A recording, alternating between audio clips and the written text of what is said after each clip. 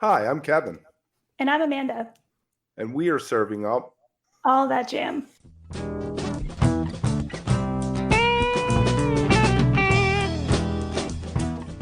A lighthearted look at the week in jam bands. Where we break down the jam scene's biggest stories, Talk new bands, upcoming tours, and show reviews.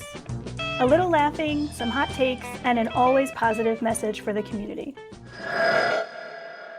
Getting Deep with Michael Falzarano.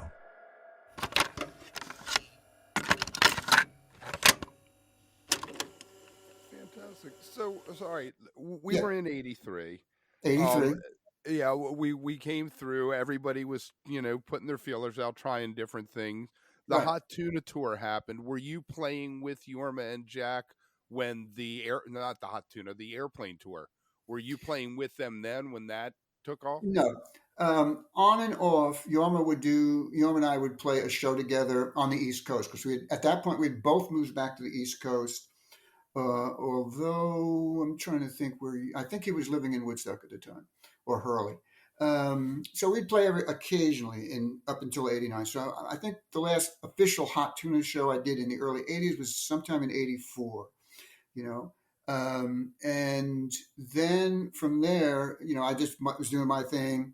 He and Jack would play the duet thing, and then '89 airplane tour happened, and I had written a couple of songs that I'd hoped to get on the album, which didn't happen. you know, um, but at the end of that, Hot Tuna got a record deal. And so hello, Hot Tuna got this record deal, and at that point, Yoma hadn't been that prolific, hadn't been writing many songs, and so I was uh, writing quite a few. So he called me up, and we did a demo, and we sent it off to the record company, and they said, "Oh yeah, it's really great, it's really great." So, and that was that, and this was probably late '89, early '90, and what happened was then I didn't hear anything. I figured, okay, well, it's cool. And at that point, I didn't expect, because there was a version of Hot Tuna at that time. It had Peter Kalkinen in it, Lenny Underwood on keyboards, and I forget who else was. Joey Stefko might have been playing drums. I don't remember. So I figured, okay, well, I wrote some songs, and maybe some of them will get on the album, some of them won't. And that was that. I didn't hear anything. So months go by. Now we're into 1990, and I'm playing in a little place called the Ludlow Street Cafe with my band, the Memphis Pilgrims, at the time.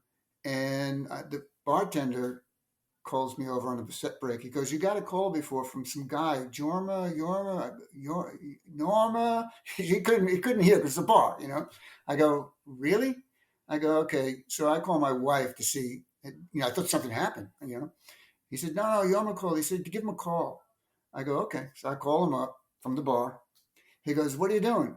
I'm at a gig. He goes, "Okay, you got to be up here tomorrow." I go, "Why? What's going on?" He goes, "Well, we're in the studio. I'm here with Jack, and Lenny's here, but we can't get anything done.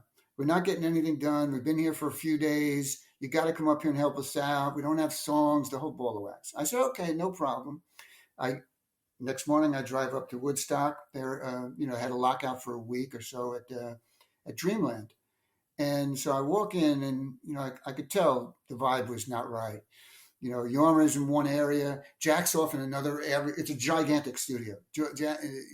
Jack is way up in some other area, and Lenny's in the middle of the room with his keyboard set up. And Lenny's, he's really not a Hot Tuna kind of a person from the jam band world or anything. So he was like a fish out of water. He didn't understand what any of this meant. And the drummer, Kenny Aronoff, who played drums on the '89 airplane tour, was supposed to be the drummer, right? So I go, "Where's Kenny?" He goes, "Oh, well, he can't make the sessions." I go, "Why not? What happened?" He was hired, right? He goes, "Yeah, well, he's on the Dylan sessions and Dylan's running over and he can't leave." I go, "Well, that's a good excuse." I guess you can't tell Dylan, "Hey, I got to go." So I go, "Okay, well, we're going to have to find a drummer, right?" "Yeah, we're going to have to find a drummer." And we're having this conversation in the control room, because you can't make a Hot Tuna record, electric Hot Tuna record, without a drummer. So the second engineer on the at the studio that day was Harvey Sorgan, and Harvey says, "I'm a drummer," and Jorma looks at him and goes, "Has never seen him play or heard. It doesn't know anything about this guy. He's just the second engineer over there in the corner." And Jorma looks at him and goes, "Okay, go get your drums and set them up." So he went, he got his drums, he set them up. And so I made Jack come over to like a little area, and we made a little circle, and we started playing, and we just started jamming on some songs, some of the songs that we had sent on the demo tape. And, after a while it was just clicking and it was working. And so that's how that whole, 90 version of Paradise Found Hot Tuna came together, and from then on, we played in 1990, maybe 91. We played a bunch of shows with a 4-piece, and then we added Pete Sears on keyboards. And then from time to time, it would just be me, Jorma, and Jack. We'd go out and play acoustic. We'd tour over the world like that. I went to Italy, I went to France, I went to Sweden, Switzerland, Denmark. We played a lot like that. But we'd always come back, and for the big shows, we'd add the drums, and we go and do that.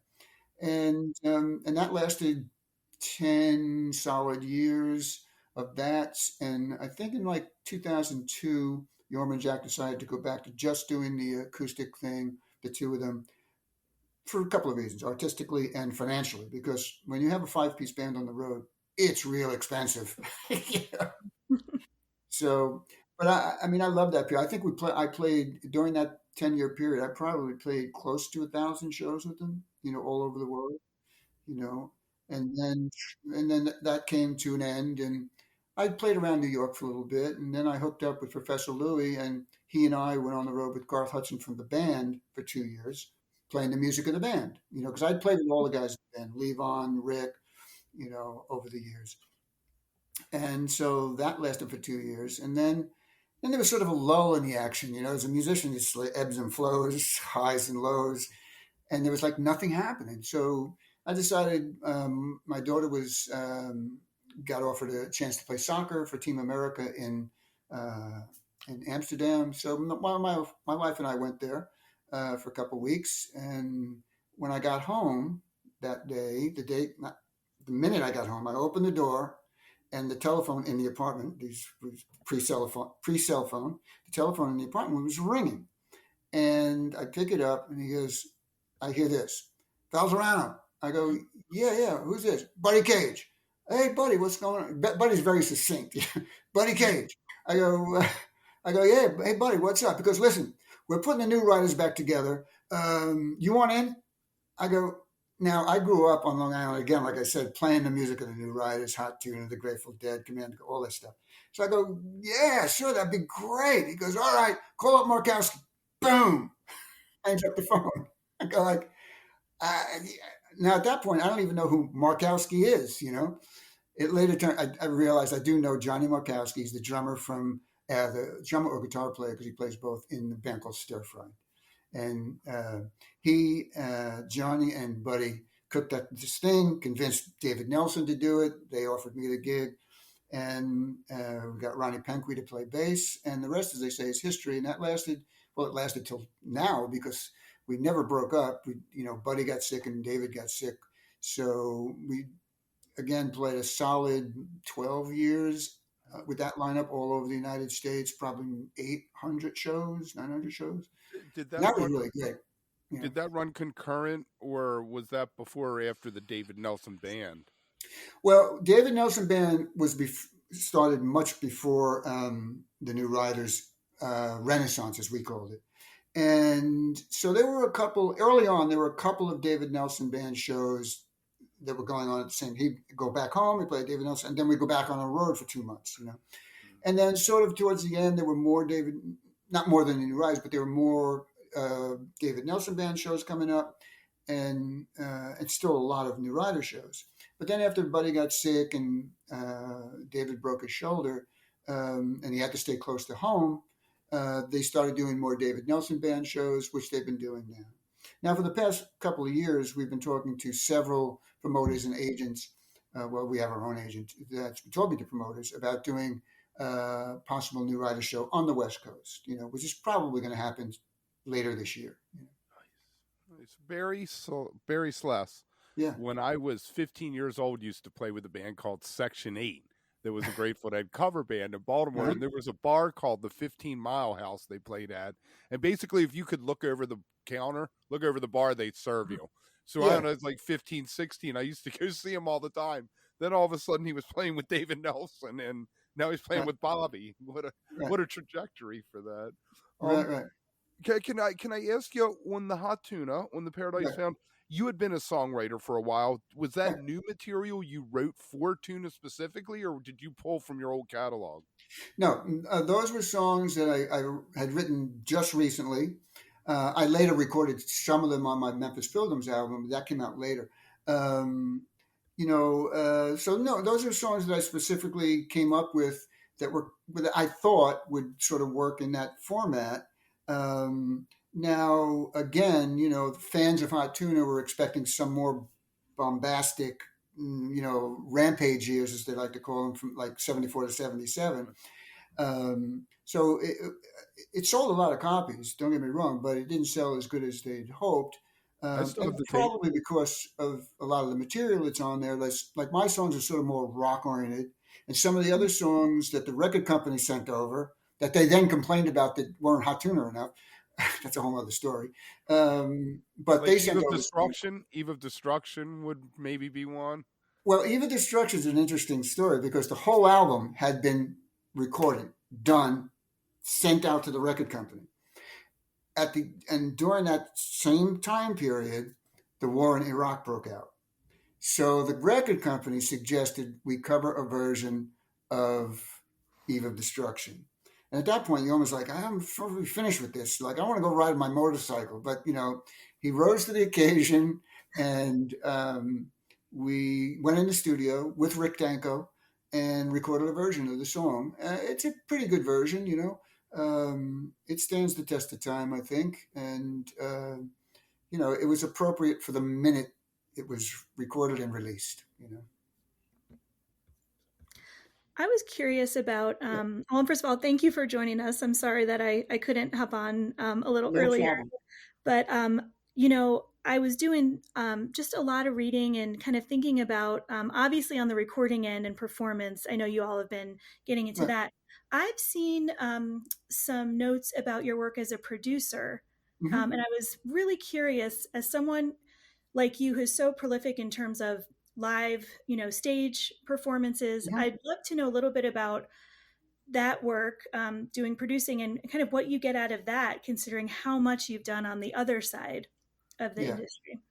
Well, I love to produce because it's a lot of times you're looking at nothing, or there's nothing there, and then you got to mold it, into something. And sometimes, like with Jorma and I, when we would record together, I produced most of the records we did together in the 90s. We would, or co-produce with him. And, we'd get there with some song ideas. And then once you get in the studio, you got to let it all happen.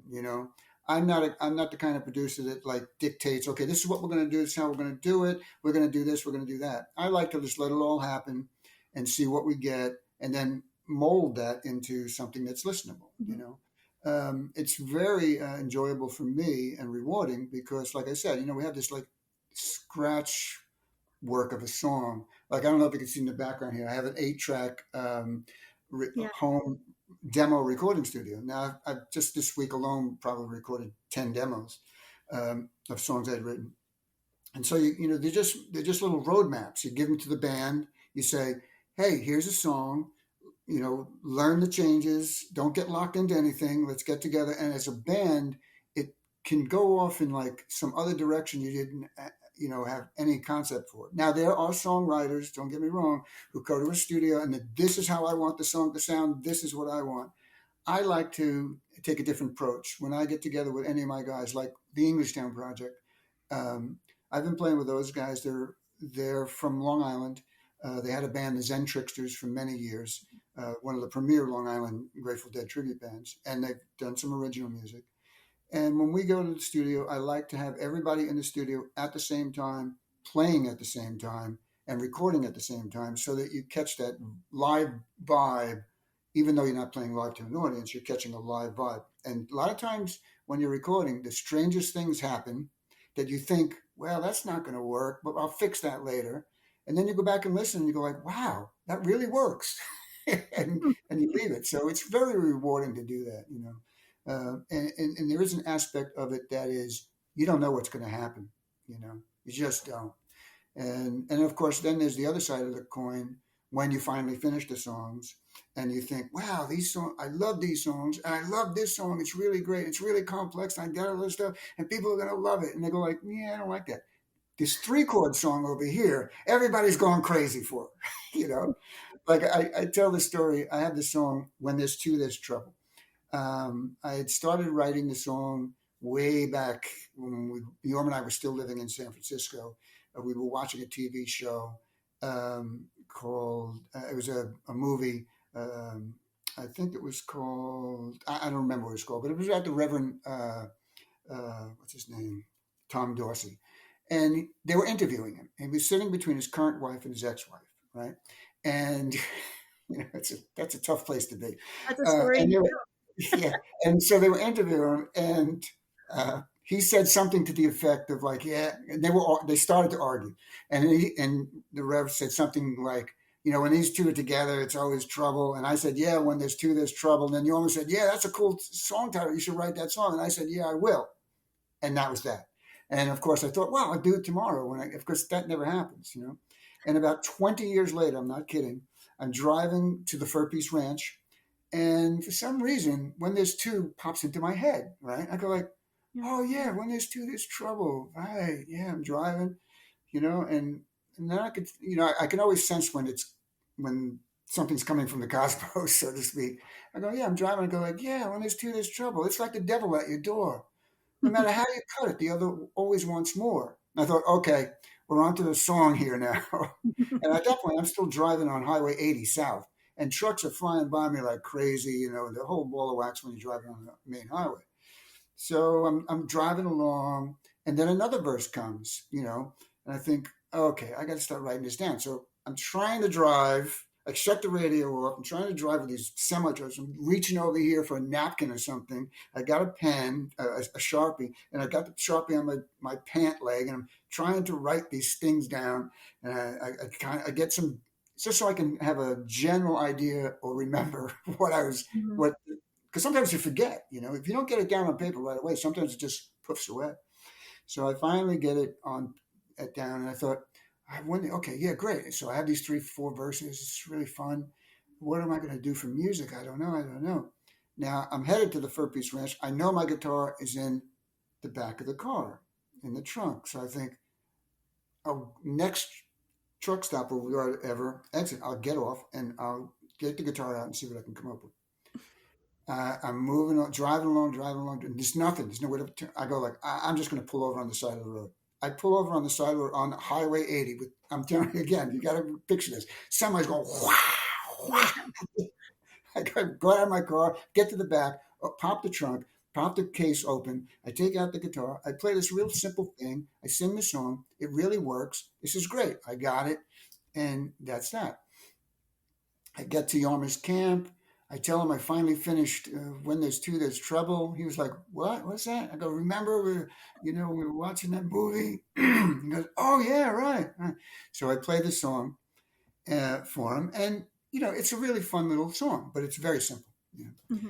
And it's a simple song. Sometimes you go like, well, I don't know. It's so simple. People don't like this. But I like it. So who cares? So I'm there, and he goes, and at that particular moment in time, we when people would come, the students would come, the 3 teachers, Jorma Kaukonen, this weekend was Jorma Kaukonen, Tommy Emmanuel, a guy that some say is the greatest living guitar player, and myself. And I'm thinking to myself, this is unbelievable, but here we are. And so we each would play a song. So Jorma played a little something, Tommy played a little something, and then Jorma says, why don't you play that when there's trouble. I'm going like, okay, I barely know it, and I barely, but I'm going to play it. I start playing it. Tommy Emmanuel starts playing along with me, and Jorma starts playing along with me. And I realize, it's not bad. Everybody's bopping to it, But still, you have your doubts as a songwriter. And that was that, and I later recorded it. And since then, that little simple song that I didn't think, well, I don't know about this one, has now been in 2 movies. It's been recorded by Jorma. It's been recorded by a band in Colorado. I recorded it with Vassar Clements. So you just never know about these things, No. And Tommy Emmanuel, he's the Australian. He's the Australian guy. Yeah. Okay. All right. I just want to make sure I'm thinking of the right Tommy. Yeah. No, he's an amazing player. He's an amazing guy. Really nice, down to earth, very, very complex player. But he does have an appreciation for a 3-chord song. He just does. I mean, and plays it like I played When There's Trouble with him again on stage. So he's a really, really great guy, great player. And he's been, he's still kicking it and still playing and still rocking, Yeah. And the intensity that he plays with is I don't know how you could do that. Wow, that's awesome. Kevin, did you all talk about the Jamband moniker scene? No. We went through a lot of Tuna before you got here, and then we had a weird thing. We had a weird thing happen. That's why there's 2 recordings hanging out. Oh, I see. Okay, that makes sense because I was noticing something. Yeah. So one of the things, the nature of this show being kind of centered on the Jamband community primarily, not only, it's very interesting when we talk to people about the terminology of Jamband, inclusion. As an artist in that community, there's a lot of opinions on any end of the spectrum, as you can imagine. Yeah. And so having kind of come up where that term is now so commonly used, but that wasn't always the case, I was just curious to get your thoughts on being a part of all of that, or if you even see yourself as part of it, or maybe something a little bit different. Well, I mean, I do see myself as part of it because, I mean, let's look at the Jamband scene, maybe go back a ways, It all sprung really out of San Francisco. And as I was saying to Kevin earlier, I moved to San Francisco in the late 70s. And shortly thereafter, I met just about everybody.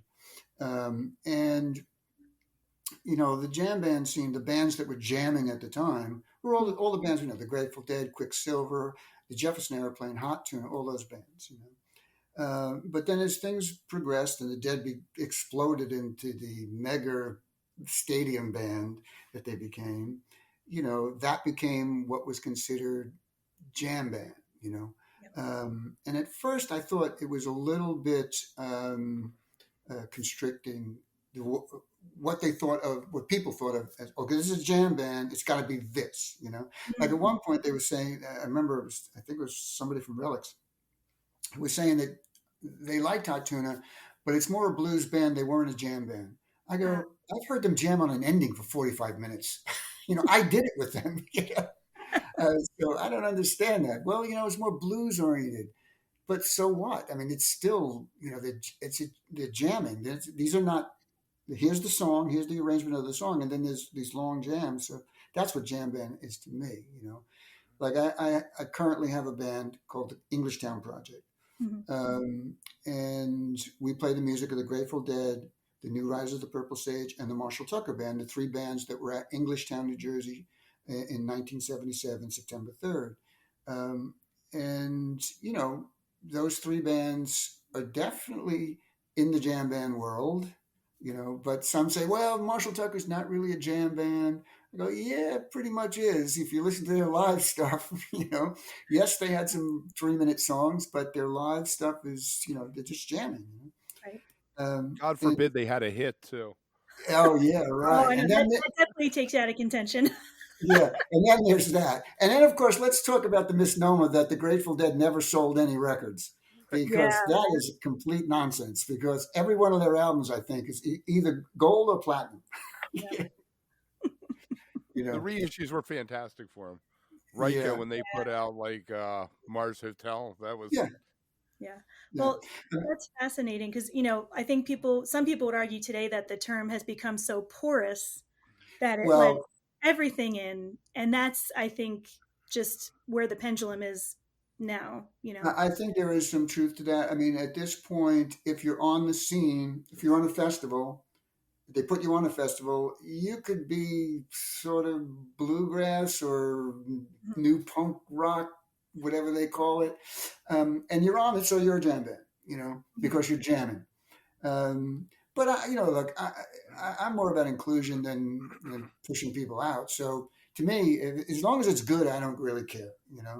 And with the Englishtown Project, we play a lot of summer festivals in the jam band scene. And I like a lot of the bands on these festivals. Now, are they in people's minds? Are they like a jam band like the Grateful Dead? Absolutely not. But they're a jam band in their own sense because that's what they're doing. They're jamming on their songs. That's how I look at it. I know there are those who they're not really a jam band. So I don't know what they're doing here. Yeah, but I saw you dancing your ass off to them 5 minutes ago. So what difference does it make? That's a good point. I've always felt that the word jam was from the blues. Yeah. And what people confuse sometimes, I think, is they're what I would maybe call improvisation. Right. As opposed to jamming. And they don't see that distinction maybe. There is definitely some truth in that. And if you go back to the early electric blues guys, they were really jamming. They would have a 3-minute hit, but when they played that song, it could go on for 15 minutes. They jammed the hell out of it, But I agree, it's jamming and improvising. The two terms are interlocked. They just are. Yeah, I don't know. I'm endlessly fascinated by this. I think it's just because a lot of it, I think, has to do where people got their start in music. Maybe their entry point into all of this, I think, can sometimes sway that. In terms of like the scene today, you mentioned festivals and bands that you see. Do you feel like it's a strong scene community-wise? All of that. Yeah. Yeah, I mean, I see a lot of the same people when I play a particular festival, whether it be the Grateful Camp Out or Bear's Picnic or the Grateful Get Down or whatever. When I go there, I see a lot of the same people come back every year.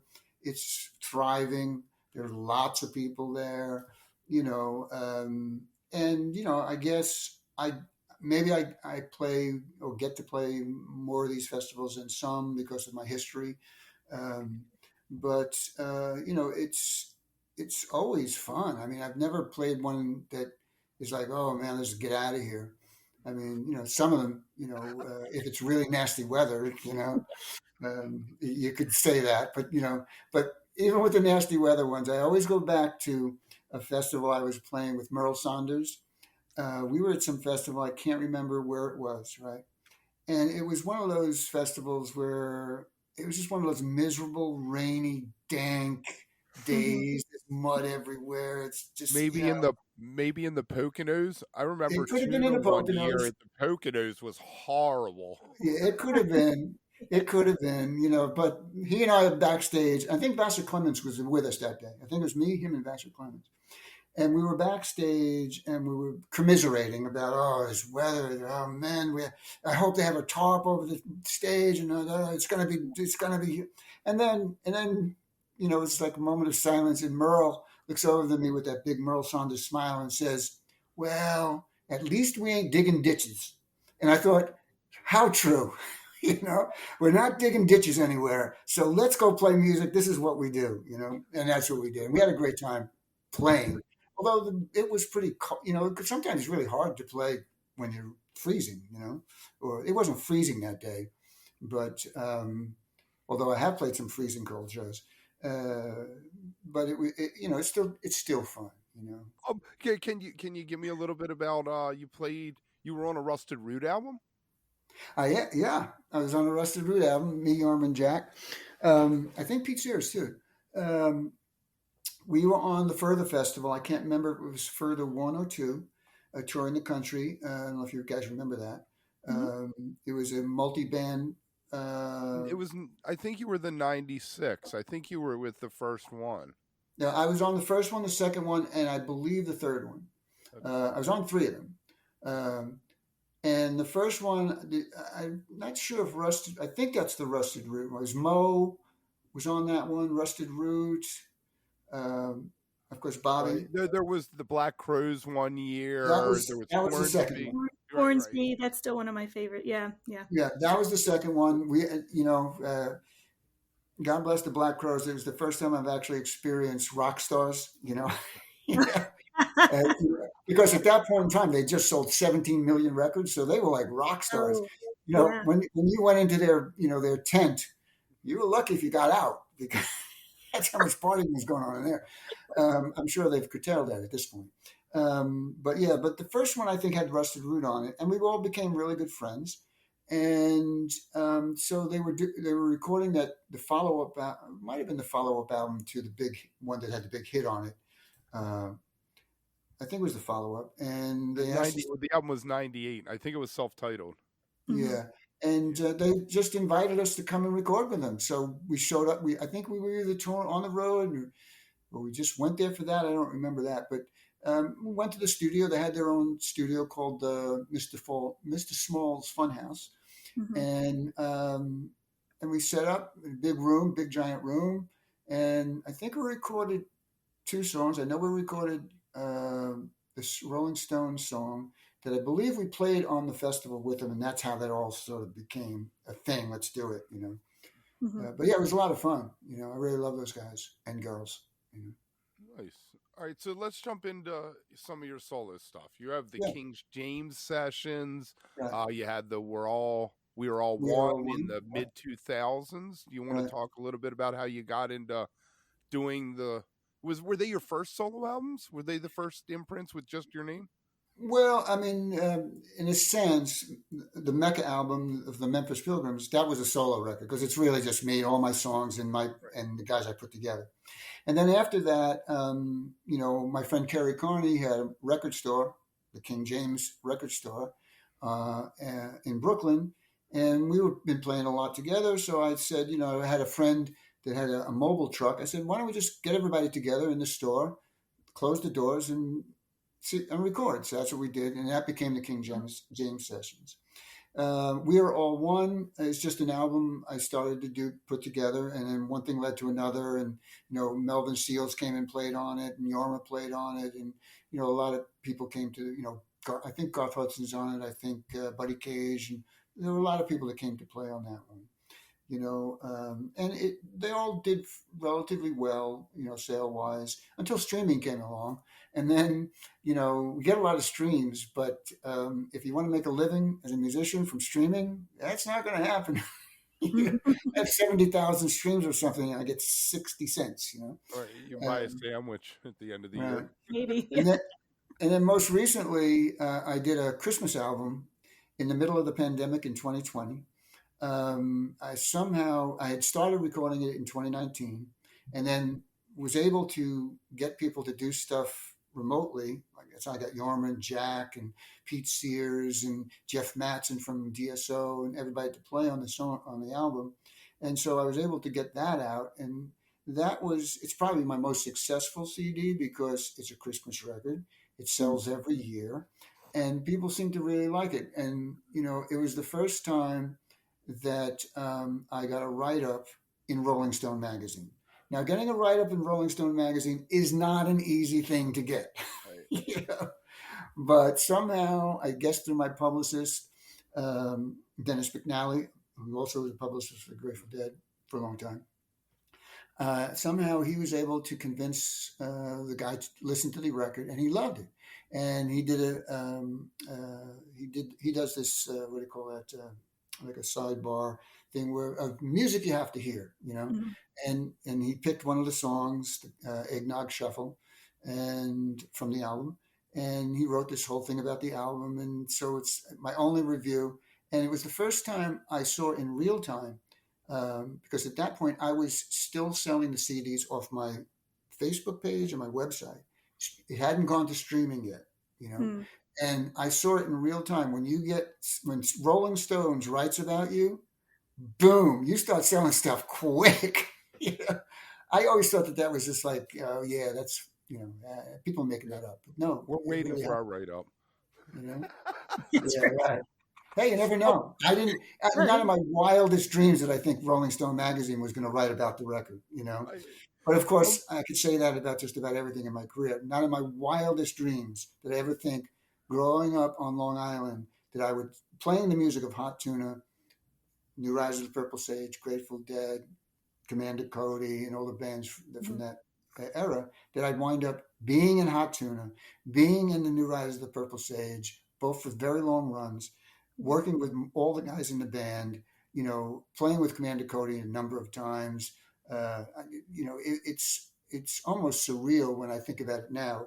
I'm much older now than my 20s when this is all really starting to happen. Um, but I'm glad it did. Yeah. that was you were on the Jorma Christmas album too, right? Are you a That's right. big fan of Christmas music? I'm a huge fan of Christmas music. I know some people pan it, but Yeah, I mean, the Christmas album that I did and the Christmas album that Jorma did are sort of related. Back when we did the Christmas album for Jorma, which is called Christmas, his album's called Christmas. Um, either my wife or his wife or somebody record said, you guys should do a Christmas record. So I had some ideas of songs that I'd written, Christmas songs, and so we got together and we sort of etched out some that we were going to record. And then Jorma, myself, and his wife Vanessa, one evening got together, just sort of really didn't plan it. We were just at the kitchen table essentially, and we came up with this song, "The Christmas Rule," which is the biggest song from that record. Everybody loves this song. It's essentially the tale of a guy who makes a fire in his fireplace. Santa comes down the fireplace, his sled catches fire, and the guy has got to deliver all the presents for Santa in his pickup truck. That's the story of the song. That's why everybody loves it. But yeah, and I'd written some Christmas songs, so they all went on that record, and we put it out on Relics Records. And then it was out for many years, sold really well. And then when Relics was bought out by 2 or 3 people, it went into the oblivion. I didn't think it was out of print; you couldn't get it, but it was still a great record. I had a lot of fun making it. So when it came time to make my record, my Christmas album, I re-recorded some of those songs with. Jorma played on some of them, and like Jeff Mattson played on some from DSO, and Kerry Coney and a bunch of people.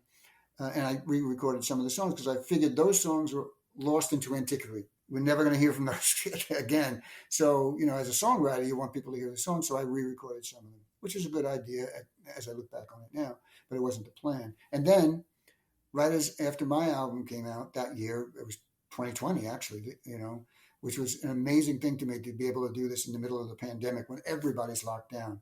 And it might be the reason that I was able to do it because everybody was locked down. Right. Yeah. So everybody's home and looking at their studio equipment going like, so when I called up I called up Jorma, Jack, Jeff, all these guys said yes in a second, And the other beautiful thing about everybody that I played with, not a single person said, how much do I get paid? In fact, to this day, nobody's ever asked me that question before they come in and do the session. They just know I do what I do and how I do it. And I try and do the best I can as far as pay goes. But yeah, the Christmas record, it's just one of those strange things that, happened. And again, got written up in Rolling Stone magazine.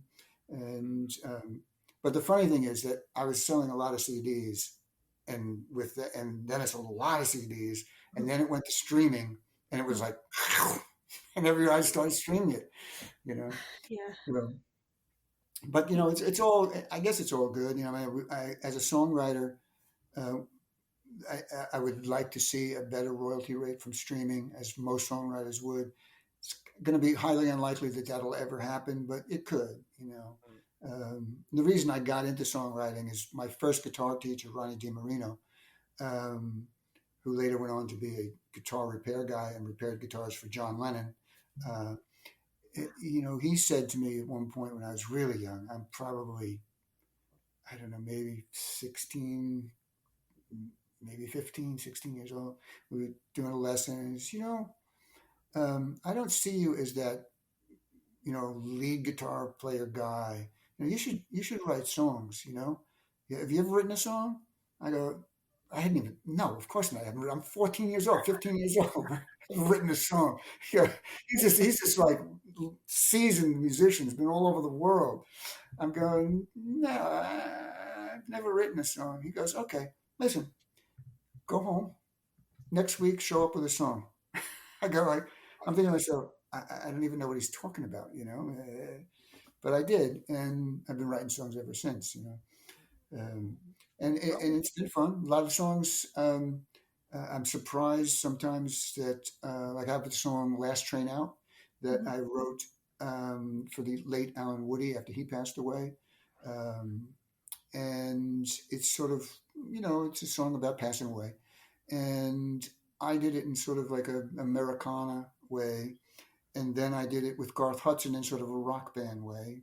And then a band from Colorado contacted me, and they did a bluegrass version of it. And then a band from San Diego contacted me and wanted to do a punk rock version of it. And I thought, the song just works. You would, from my original version, which is very Americana, and Jason Crosby plays fiddle on it. It's very Americana, to the punk rock version. They all seem to work. Just like that's how the song. Do you remember the band's names? I think the band in San Diego, the band in Colorado was Quick Draw, I believe, and the San Diego band, I might be getting them mixed up with somebody else. The Killing Time, or that band I don't remember. Right. Relics was good to Jorma. Relics Records for a long time there. Can you talk a little bit about the relationship you had with them and Tony? We've had Tony on before. Oh yeah, I had a great relationship with Relics Records and Relics Magazine. They put Hot Tuna on the cover 2 or 3 times. So and all the records that we did for Relics, that Jorma and I did, the Jorma records that we did, I pretty much produced them. They say co-produced a lot of them, or they might even say Jorma produced them, but he really leans on me a lot for that kind of, or leaned on me a lot for that kind of stuff. So it was really a great working relationship. We had a great time doing it, and they were pretty open-minded to whatever we handed in. One funny thing did happen with the Christmas record, the Jorma Christmas record.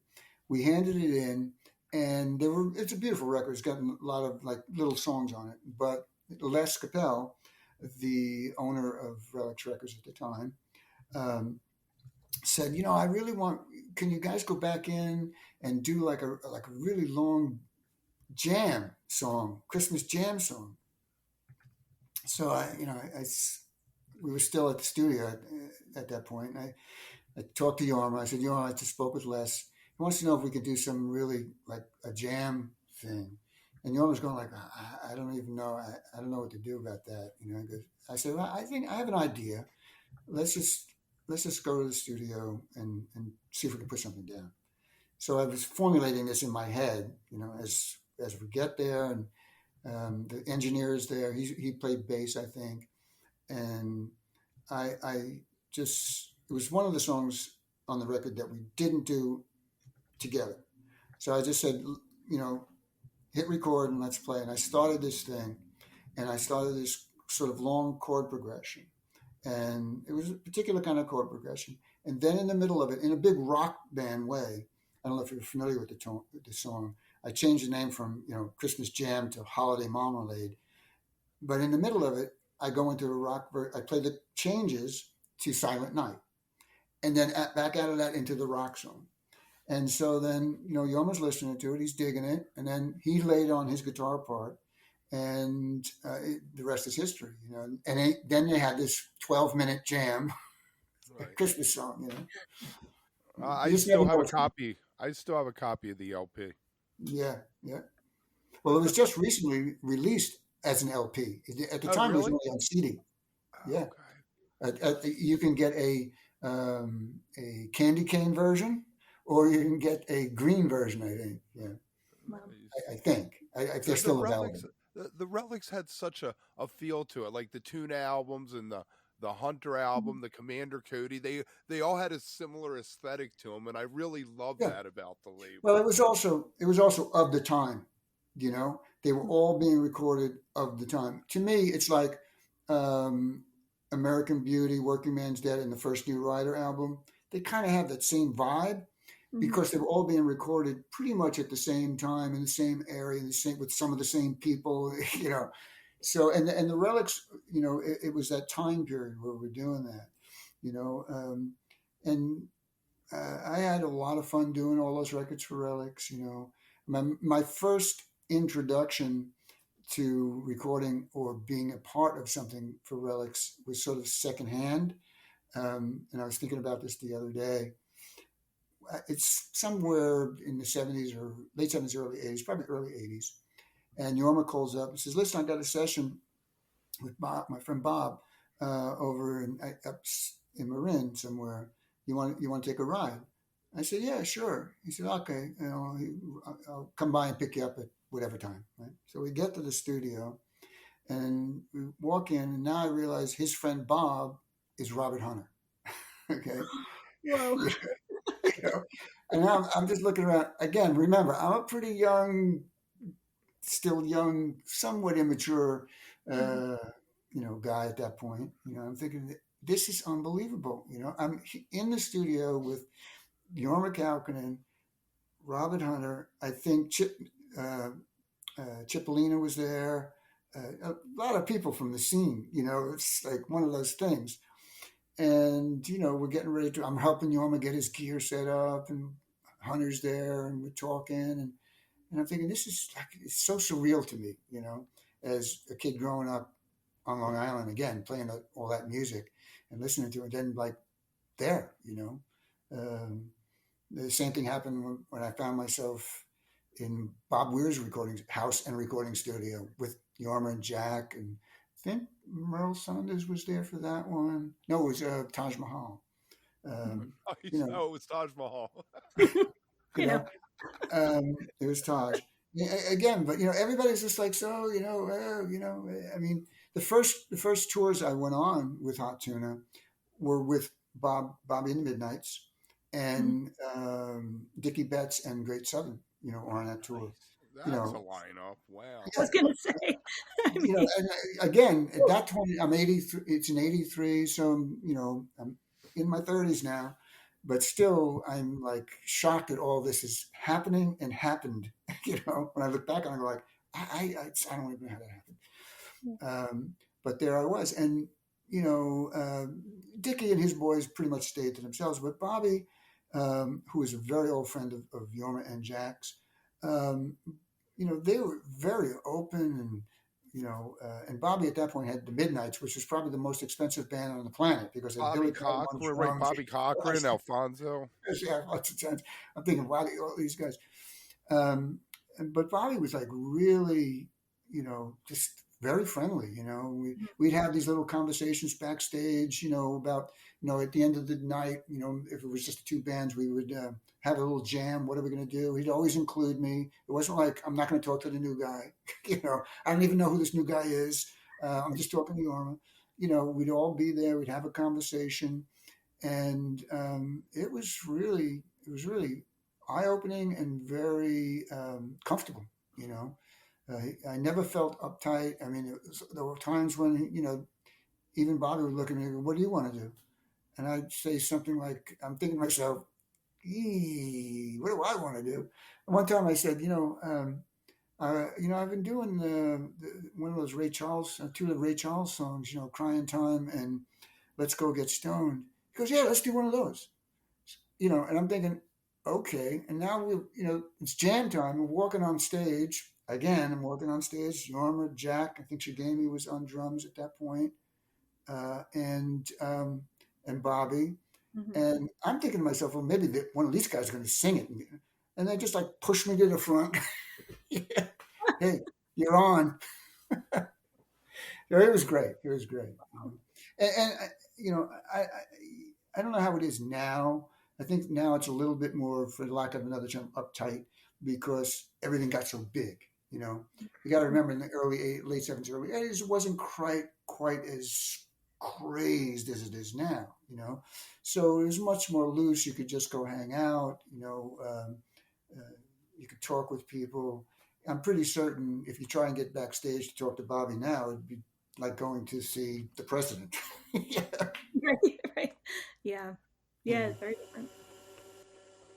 If you are enjoying All That Jam, please like and subscribe to our social media channels at All That Jam Pod on Twitter, Instagram, and Facebook, or visit our website, allthatjampod.com. Make sure to sign up for our email list and tune in every week for new episodes.